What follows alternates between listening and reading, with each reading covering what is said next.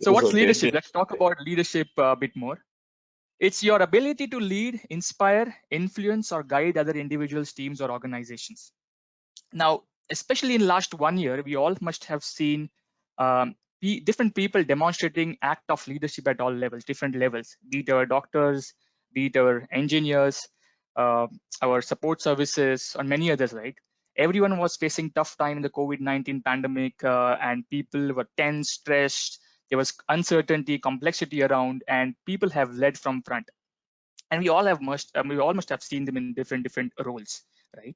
Now, when you talk about leaders in an enterprise, right, we all must have again observed different leadership behavior in an organization or in enterprises. So likewise, I have also observed some of the behaviors in enterprises. Let's take a look at some of them.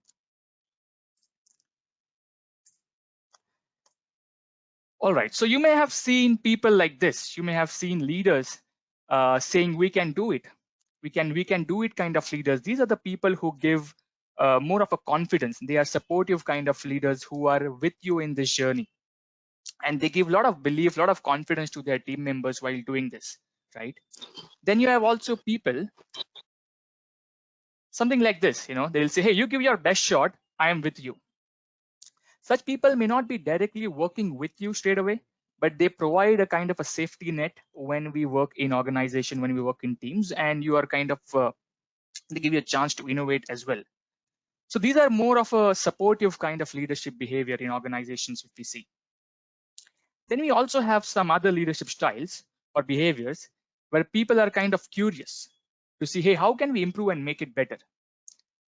Recently, I was interacting with one of this senior executive, and this person was saying that, okay, we are kind of doing okay in our transformation in our organization, but still I would like to know how we can improve and go to the next level. So these are the people who have that continuous learning mindset. And I would say through their behavior and through their action, they are actually percolating that in their organization. So while these are like supportive leadership behaviors, if you see in organization, there are some different type of leaders as well, if you see. Something like this.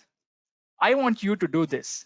There are people who will say this, I want you to do this. And you can observe from their behavior, you can observe from their language pattern sometimes, as in there's an element of I, and they want something to be done. So there's more of a directive leadership style. Then something like this, make sure you complete this on time. Again, such people want things to complete on time, and they are actually giving direction to someone.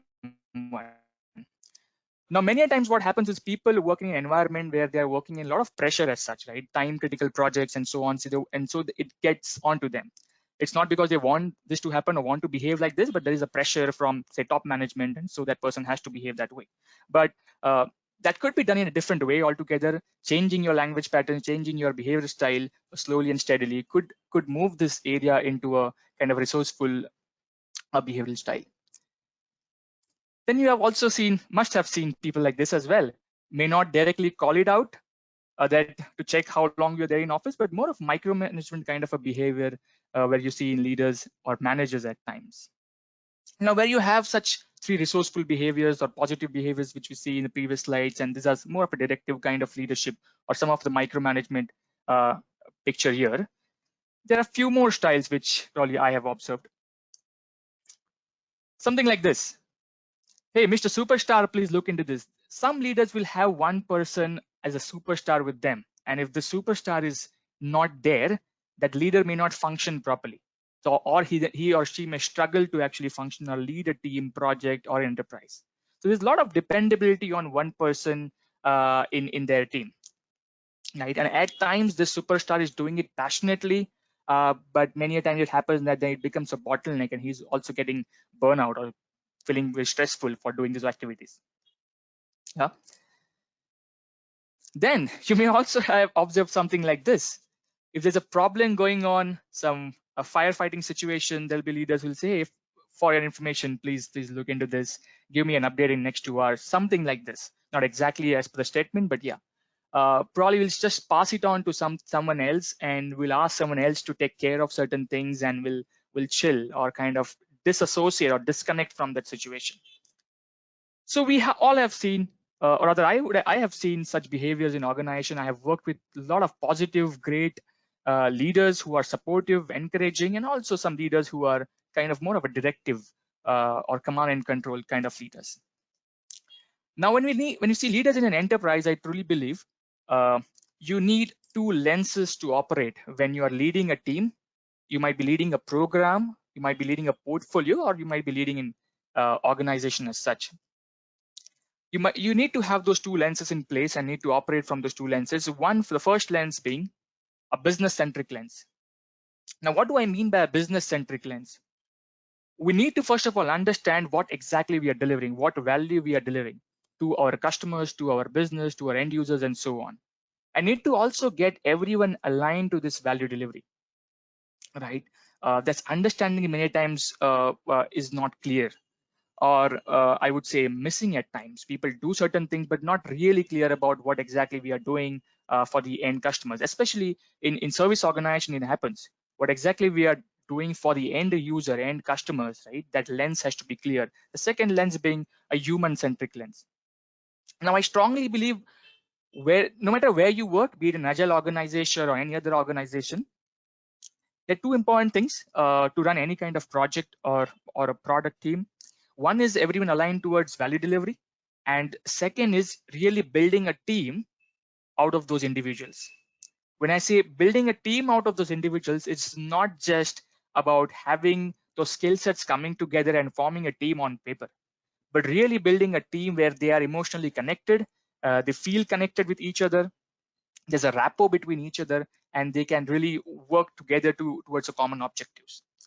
So when we operate in an enterprise, I truly believe that these are two lenses one should have, or one should kind of balance it out when they are approaching. And you might be leading any small team or a large enterprise as such, kind of having a balance between both, right? So how do we build this leadership skills, right? When we want to build that act of leadership, need to build leadership skills. There are two things again. One is, I guess, leading self, and the second is leading others. Now, when I talk about inside out leadership, lot is depend upon the leading self part. When you talk about leading self, the first step obviously is about looking inside, uh, looking at your own strengths and weakness, how well I am doing in terms of my area. It could be your technical skills, domain skills, behavioral skills, leadership styles, strategies, and so on, right?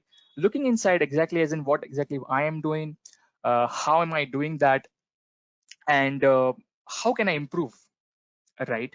At times people get into traps, or leaders get into traps. Traps are nothing but a fixed way of being or a persistent complaint which they tell to themselves. Such things are not possible. Hey, this is not possible. I need to function this way only, right? Many decisions, many actions which they take is because of the situation at times, and they are influenced by some external situations to something. So it's important to first of all look inside, and when you look inside, there are three A's, which I again say are critical to understand when you're leading self. Well, the first A is about awareness. When you're leading self and when you're looking inside, it's about awareness, being aware of your own state, own mental state. Many a time leaders make incorrect decisions. Many a times leaders act incorrectly, like behave incorrectly, not consciously, but completely unconscious at times by influencing from many of the external factors. So being aware of your own strengths and weakness, being aware of your own mental state, how you're behaving, because we all go through ups and downs. We all go through ups and downs, and when we are leaders, we have an added responsibility of not only leading ourselves but also leading others, because others are also observing us in our teams, organizations, and so on. So this focus has to be there on awareness, and awareness about not only yourself but also about your team members. What is it that my team can do? What is it that we can do collectively? Many a times we bring people together and just ask them to do certain things, and really we are not aware about what is their potential, what is their skill set, and then it becomes awkward or unresourceful for others at times. So awareness is one single thing, one important thing. Second is acceptance. acceptance gives a lot of possibility of improving to the next level. It looks simple many a times that, okay, okay, this acceptance is fine, we need to accept and move on. But it takes a deep kind of introspection many a times to understand how well we are doing. Accepting about your state, your skills and weakness, your strengths and weakness, understanding about your team as well. You know, where we stand as a team, where are we as an organization, and then improving to the next level. So acceptance plays an important role. Many times you hire external coaches or external consultant to make leaders aware of certain things, right? But they may not accept straight away. There's a pattern which also have seen in leaders saying that, okay, we want to do agile transformation, but let's please go and train my team members. I'm quite okay. I'm cool. I'm naturally agile. You know, that kind of gear is observed certain times. So awareness and acceptance is the foundation of taking that next step, and probably the foundation of looking inside and improving from inside. And third and most important thing is about action. We need to take continuous action. I believe wherever we are, I may have to do something for myself, but I need to take continuous action once I accept and once I am aware of certain things. Because no matter how great we are in what we do, I think we all need practice and we need to improve to the next level. So even if there are big problems, large problems, chunking it down into small pieces and actually taking action, then introspecting and retrospecting whether it works, whether it doesn't work. So these are some of the, I would say, the foundation of building leadership skills from within. Let me ask you this question. How often do we ask this, do you ask this question to yourself? What is it that I have done to be a better leader, coach, manager, or a developer?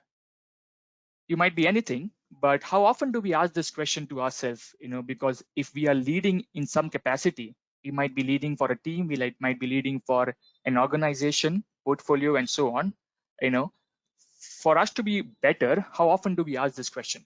Is there anyone who asks this question to themselves, probably every day, every week, or once in a month as such? All right, so if you're already doing it, that's great. If you're not doing it, I think it is a very, very important tool to do this. And I would highly recommend to have a coach with you, have a partner with you. It could be a friend, it could be your spouse or any other, to actually give you some authentic feedback. And then you're also answerable to that person. uh, because many times we do a lot of things, but someone has to give you a feedback, right? You give as a leader, as a manager, you give feedback to many other folks, but then someone has to give an authentic feedback to you as well as a leader. And I've also seen that people get into some role as a coach or a leader, and they have to give feedback to others, and that feedback is not really authentic at times. Say, for example, um, a manager is leading a 10 members team, and he's supposed to do an appraisal for 10 members. And after 1 year, the appraisal meeting happens, and that person may say that, okay, Mr. X, you need to improve. You need to think, say, out of the box, or say, you need to think something differently, be creative, be better. These are all generic kind of statements and open-ended vague feedbacks. We got to give evidence-based feedback to our people, and you also need to take some evidence-based feedback from your coach or a partner or a friend. So this process of you having someone with you, as a coach, as a friend, as a mentor, will help you immensely to build those inside out leadership skills, because it all starts within. If we are building our strengths and powerful skills within, that will reflect in our language patterns, through our behavior, and then others are going to observe you as an individual and then are going to get inspired, right? No matter which framework we follow in organization, any framework, any method, I think it possibly come down to how then you behave with people and what kind of work with you do with those individuals, right? So if you are not doing it already, I would highly recommend this. Some of one person I was working with is actually doing it. He's a very senior leader in organization, many people are reporting it. And when we had this leadership and coaching boot camp for this organization, he started doing it after that, with his spouse, straight away, but yeah, it worked for many of them, and it will work for you as well, right? So when you are giving feedback, given evidence-based feedback, when you are getting feedback, look at people who can give you authentic feedback, to the point feedback, right? And not just please you for the sake of doing it, because otherwise we probably will not go to the next level, is what I believe. Yeah, right.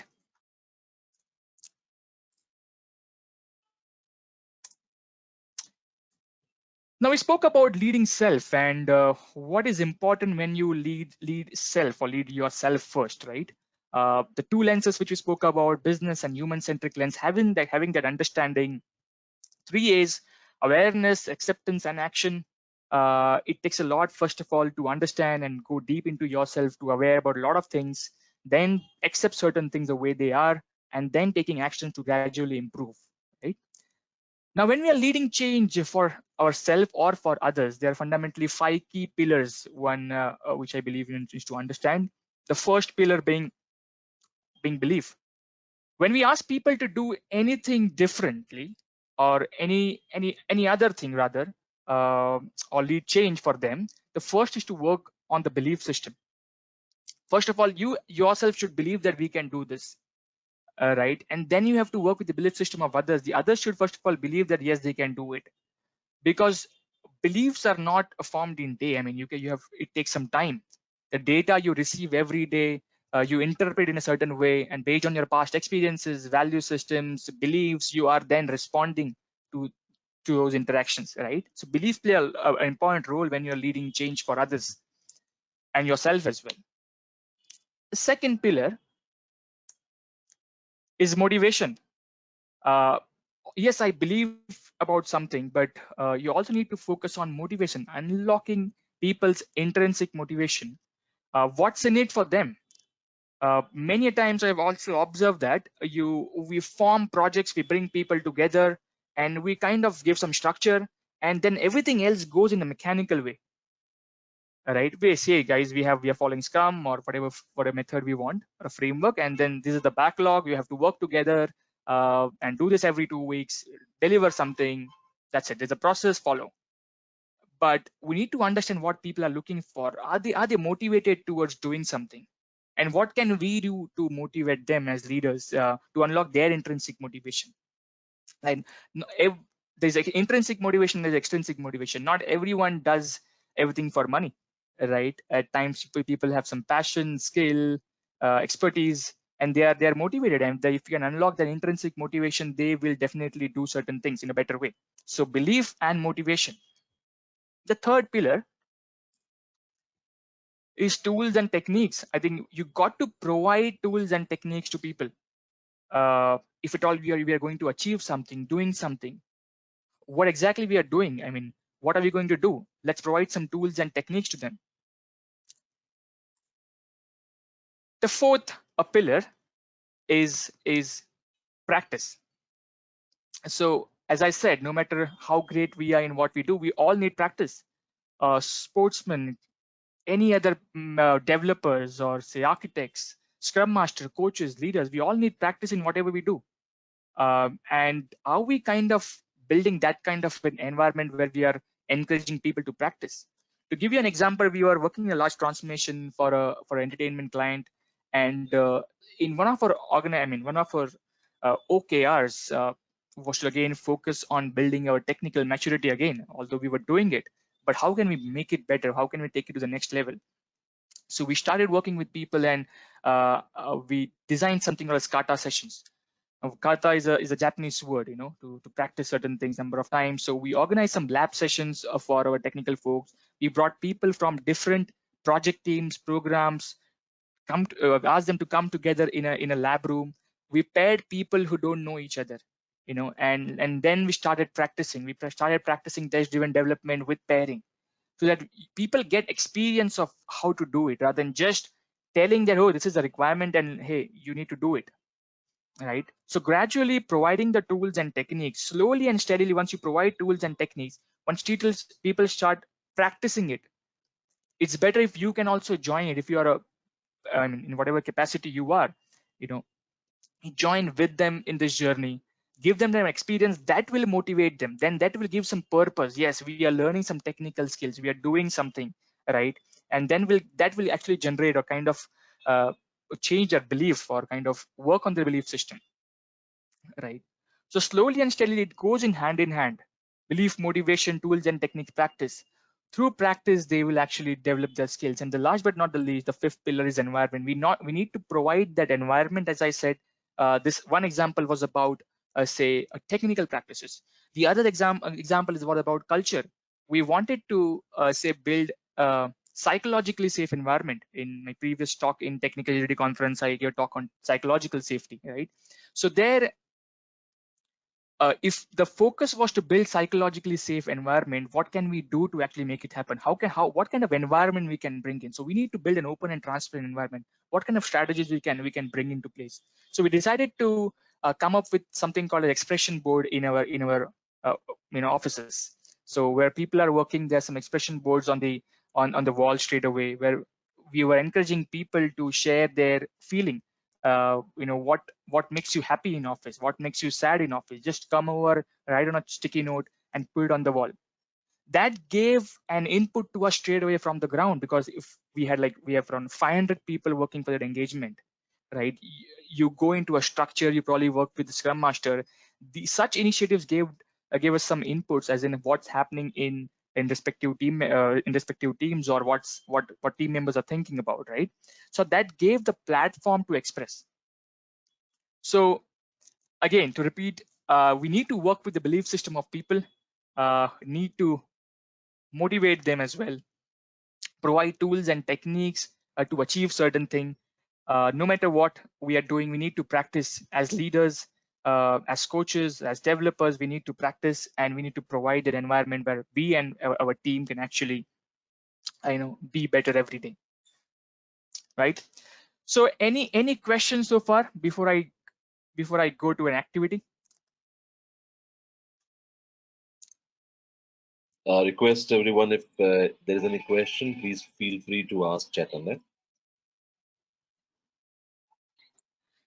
Yeah, so I'm kind of touching upon some of the key elements. Uh, uh, we will generally we take a deep dive into some workshops, but these are some of the key elements which I want to touch upon. We'll do a quick activity where we'll again start interacting with each other. Yeah. So if there are no questions, I'll move on to that activity.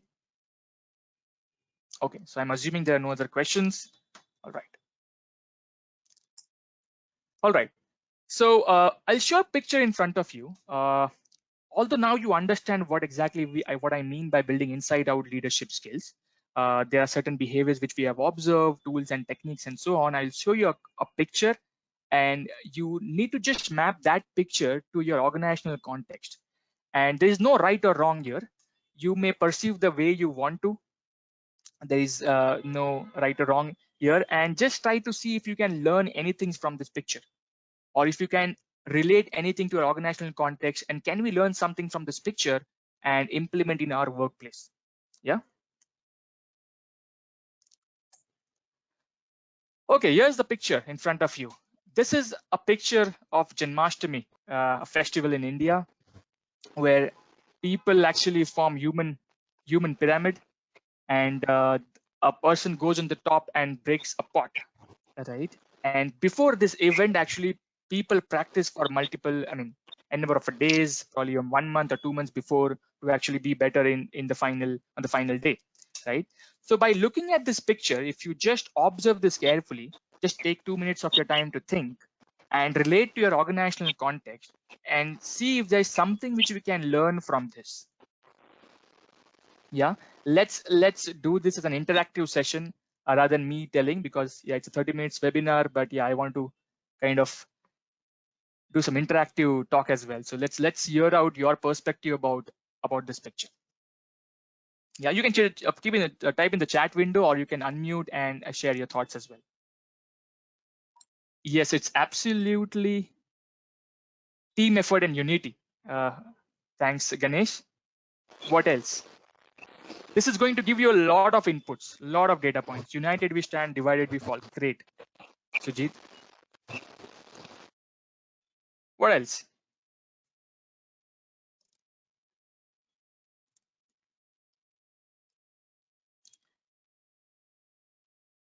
One, focus, coordination. Shailesh says it's teamwork, constant practice, bottom up hierarchy. Okay, great. How we should head to achieve the objectives. Great.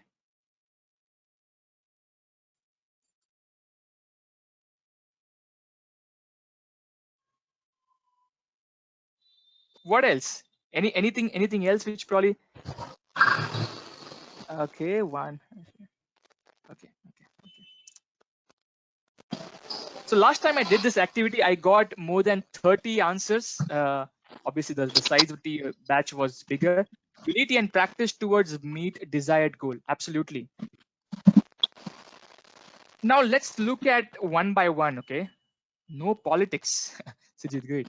A person at the top is the topper of the team. Okay. Shailesh. Now, if you see, as you all rightly said, right, there's a lot to learn from sports. And for us also as coaches, I generally say this, that there's a lot to learn for us as coaches from sports coaching. Uh, let's look at this picture, right? There are people, first of all, they have done a lot of practice to do this, to achieve this. This is not a cakewalk. They have this group has has done a world record, it seems like. I think Spain and India were are the two countries who have achieved a certain level, and this is a world record. So to achieve a record, they have done a lot of practice. There is a connect, there is a human connect with, in each of those members. You must have seen this person standing on one leg. Each one of, okay, let me see, Shrikant says each one to do their activity instead of pulling down the one who already up in the ladder, or playing or stop playing tactics that would eventually lead to fall down of everyone. Superb, Shrikant. Absolutely. uh, if we all care like this, it's, we are not looking at our individual success. If we are looking at team objective, that's what we want teams to do. And leaders, if we kind of build teams like this, where people are working for each other, with each other, towards a common objective, we can build a high performing team, because they will take care of themselves. They will take care of the customers. Now if you observe, everyone in this structure is demonstrating an act of leadership. Someone who is standing on one leg is probably not really concerned about himself, and may not get noticed as well, because once you hit or kind of achieve a goal, generally what happens is people who are organizing this will give an award, and someone who has achieved or is at the top will get the award.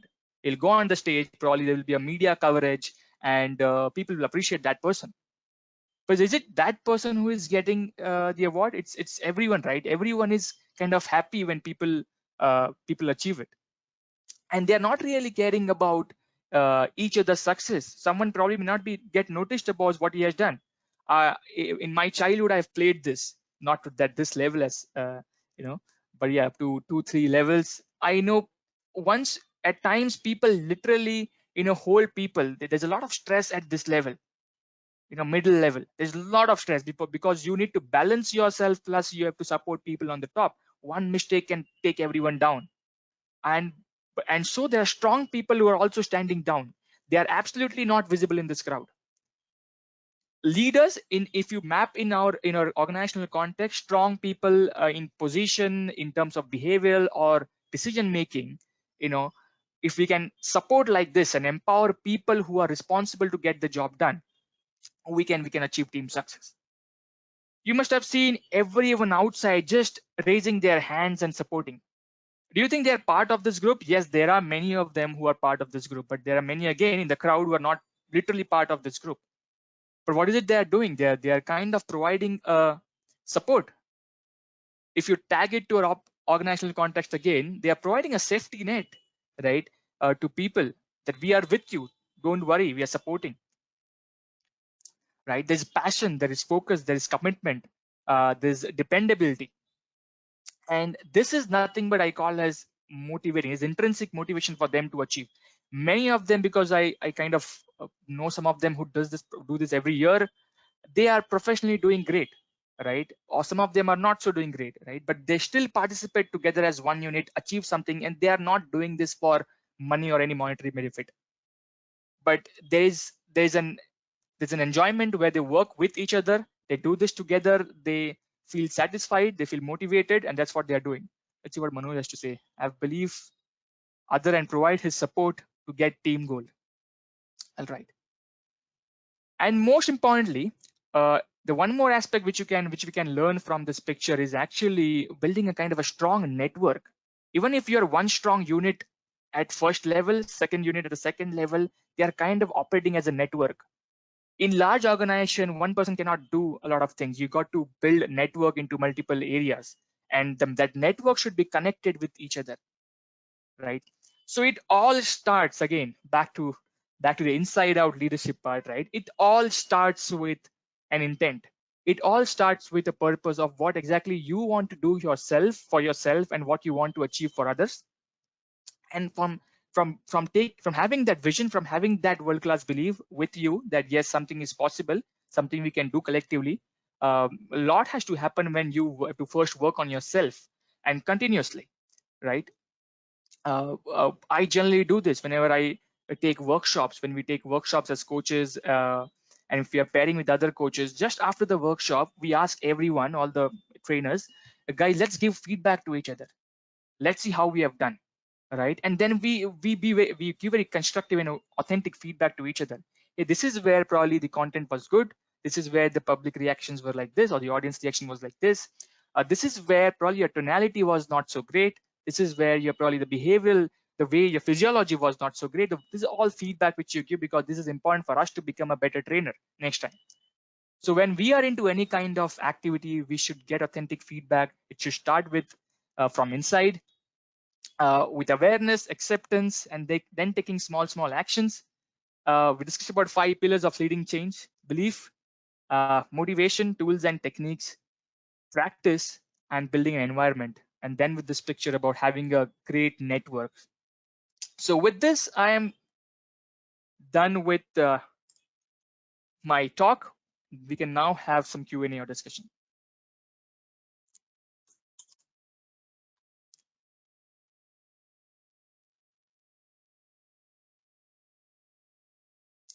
Anyone? Any questions, or is there anything which you want to share? Forget about questions. I mean, you all are leaders in your own ways, right? More than me giving a talk, it's an interactive discussion. Probably you can share something which you have seen or practiced in your organization, and we all can learn from it. So feel free to unmute and share your point of view.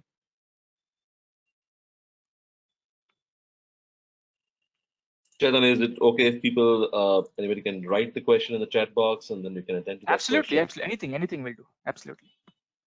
All right. Please, you may also write the question in the chat box, or best you can unmute yourself and ask question. Thank you.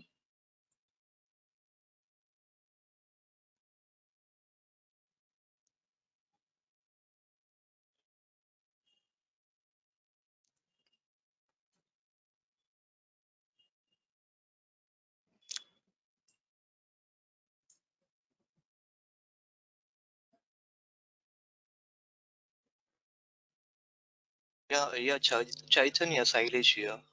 It is Hi, audible Sailesh. now. Yes, Yeah, please go nice ahead. to talking with.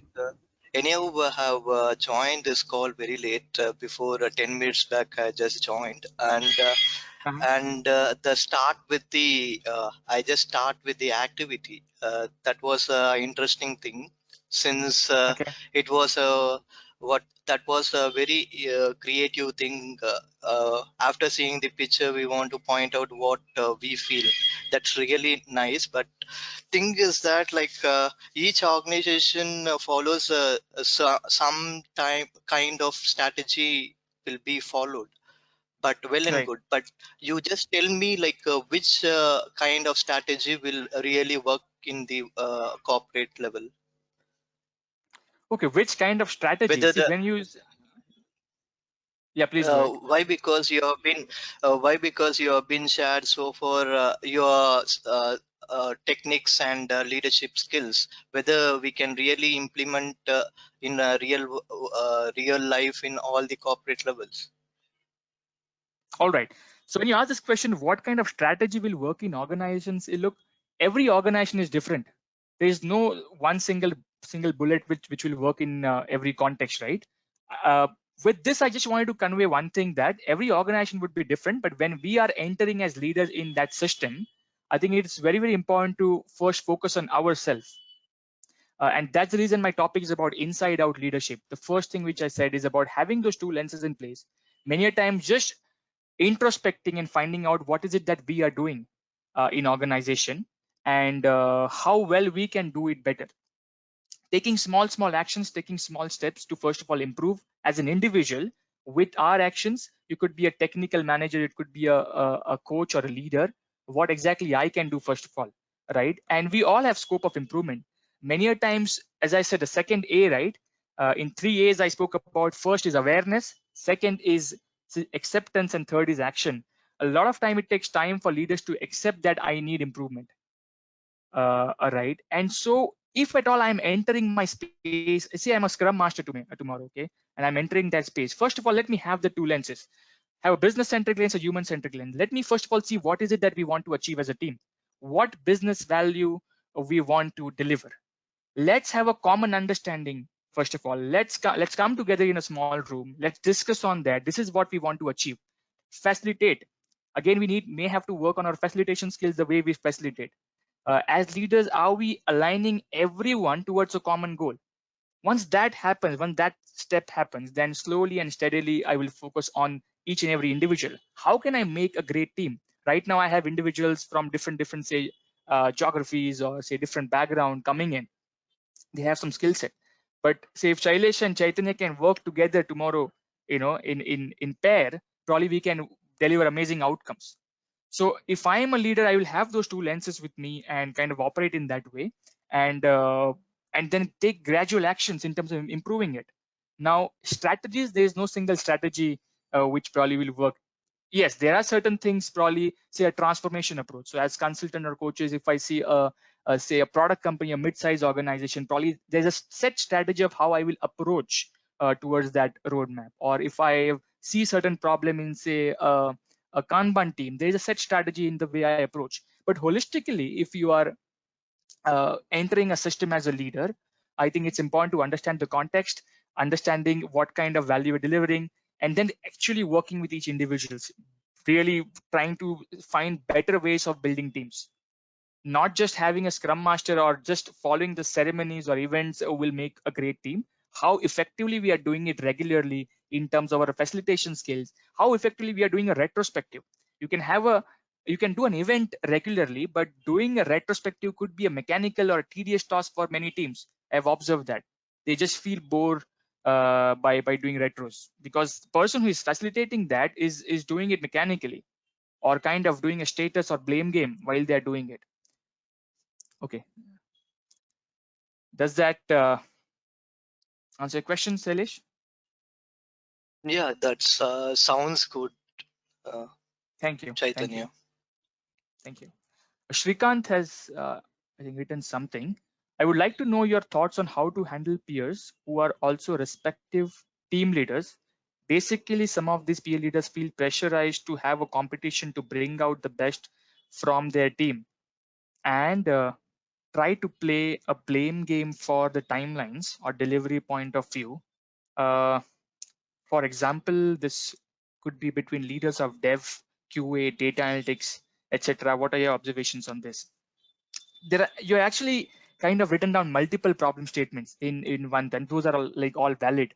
Um, and so I feel that when you talk about agility, for about any kind of transformation or any kind of work, what happens is sometimes when we take any of the approach, we take a single narrow-minded sometimes approach. We need to think on different aspects of agility. For example, what is it that we are doing from the value standpoint? How are the processes, about technical agility, product agility? What kind of structure, first of all, do we have in organization? So recently I was working in an engagement. I think this is pretty similar to what you have written, and I'm actually dealing with some of them right now. Uh, is that organization is actually a typical waterfall organization. They have a lot of structures created in their organization. They have leaders, they have managers for development manager, development VP, they have testing manager, tester VP, operations, and many other product areas and so on. And they are typically working in silos, and they have a fight between each other. to actually go across. So I went and I started interacting with them. The first thing I noticed that there is a lot of disconnect and dysfunction at the leadership level. I mean, the management who is actually interacting with your team members. So the strategy, the first call I said, let's talk to someone who is overseeing this entire program, right? And the first thing I said, guys, let's have a guiding coalition.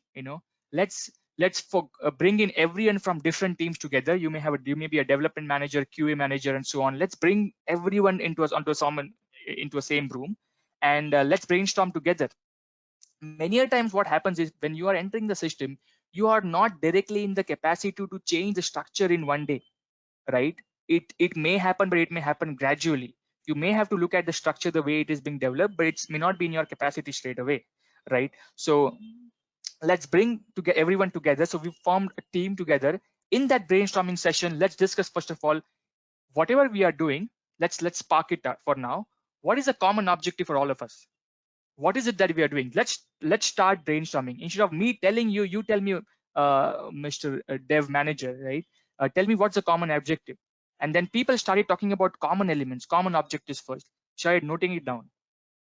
Slowly and steadily, you form teams, then form a roadmap. Guys, okay, do we now agree to improve from where we are every quarter, or every 2 weeks, or every, or say, 1 month? So form a working agreement, have a common agreement in place.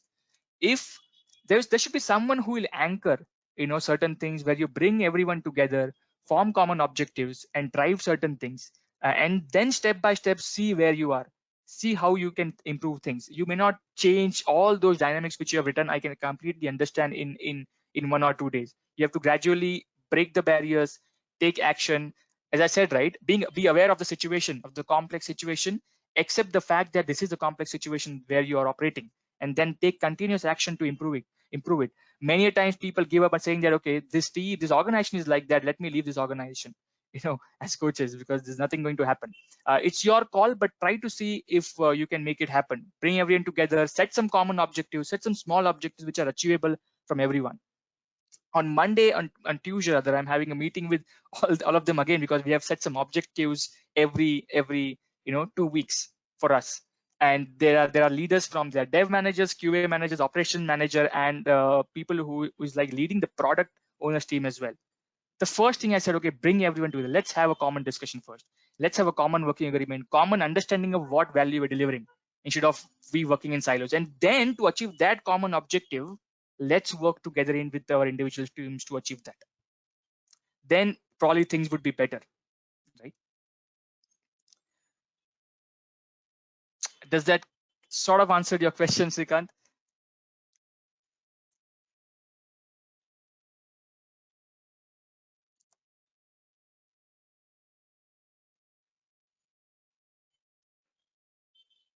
If you're speaking, you're not audible. Yeah, I understand. It's a complex problem, as I said, right? And one thing I can tell you, which generally I do with a lot of management people, if that works for you, that has worked for me in many ways, is bring everyone together and do a hands-on activity to come up with their value stream. Let them first of all visualize their own flow of value. Many a times I've seen this, witnessed this, that people really don't know how things are flowing in their system, and they're leading that, because they are given a position by someone, and that there's no clarity at times. So such activity, when you bring all those leaders together and do a value stream, and we ask them to come up with an operational value stream, and we come up with a development value stream later, to do certain activities, so that there is a clarity in front of them, and then you come up with those, as I said, objectives and working agreements and so on. It's a transmission, iterative and incremental process, right? No solution in one day. Yeah, thank you. Thanks for asking that question, Srikant. Any other questions or your perspective you want to share? Yeah, we have probably 5 minutes or so, 5-10 minutes.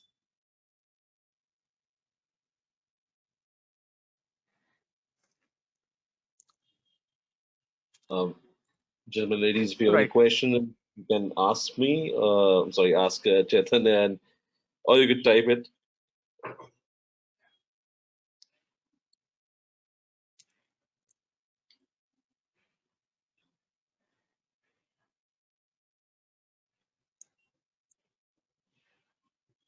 All right. So if you do not have any question,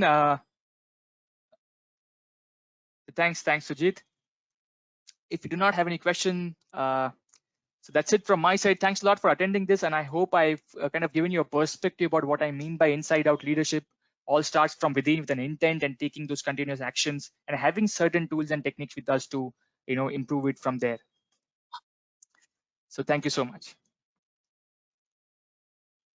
Thank you, Chaitanya. It was really good session.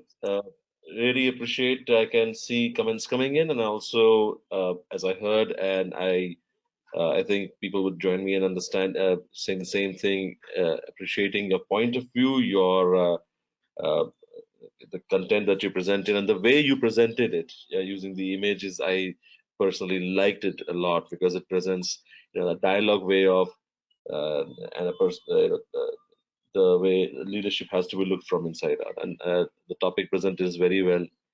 Thank you for your time. Thank you for your patience. I Thank you. appreciate. Thanks a lot, Chaitanya, and I really Thank you. appreciate patience of everyone and your participation. Um, So Shrikant is we asking, I think, where is the recording link? Okay. Probably Atul probably or Sharad Atul can. can, yeah, Atul can help with that. Thank you, Yeah, Chaitanya. so the recordings will be uploaded on our YouTube channel, and it will be shared on all the social media platforms day after tomorrow. Hopefully on Monday, it will be available for everyone. Is Ganesh Wonderful. saying something? Ganesh? No, thank you, Chaitanya, for your time and patience for all answers. Thanks for Thank you. Wonderful. Again, thanks everyone for joining on a weekend and on a Saturday evening. Really appreciate. We shall meet again. Thank you, Chaitanya. sure. Thank you, Pingala Software Bye. Bye. also. Wonderful. Yeah, thanks for everyone. Thank you, Sally.